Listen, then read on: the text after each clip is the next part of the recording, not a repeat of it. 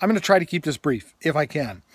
I'm of the opinion that the collective is useless to us. I don't think the collective even exists. I don't think there is a collective white people, a collective black people, et cetera, et cetera. Now, technically, maybe you could make that argument. In other words, what is a forest? Is that tree in or out of the forest, et cetera, et cetera? And maybe if you genocide and killed all the white people, yes, then there'd be no more white people. But I think beyond that, the collective doesn't really exist because, of course, we all have our individual experiences and our individual things that have made up who we are, both genetically and again through experience, that sort of thing, and just fate, just random events, random chance meetings, that sort of thing.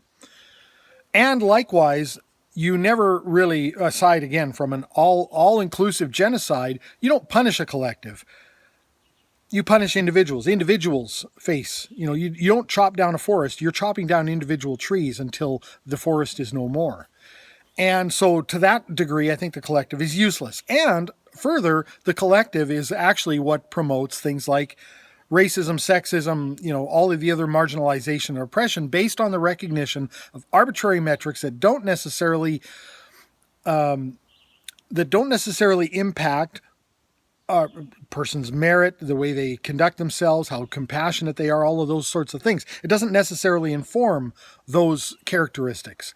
And in the past, of course, that's what has been done.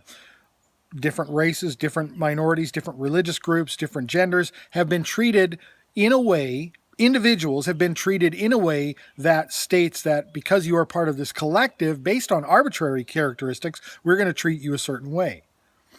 And that this is immoral. That's the main point, of course, that we should treat people based on their individual merit.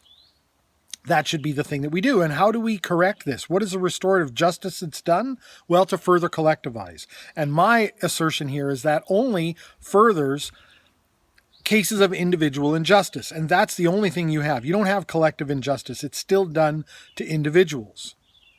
And so if you have certain things like affirmative action programs, which recently there was a Supreme Court case that was ruled in favor of affirmative action, I think really can only serve to foster individual cases of injustice based on race, ironically enough.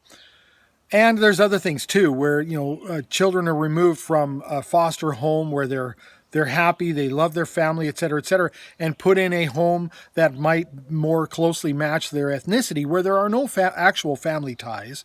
There's no actual love there. There's no connection that those people have other than having some distant relation to some distant relatives. Of course, race and gender are still social constructs too, would be parroted by the very same people who think that this kind of restorative justice is positive, thereby creating individual injustices in the process.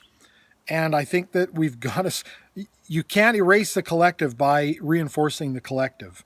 And you can't erase individual instances of injustice, which is all there really is, by further collectivizing.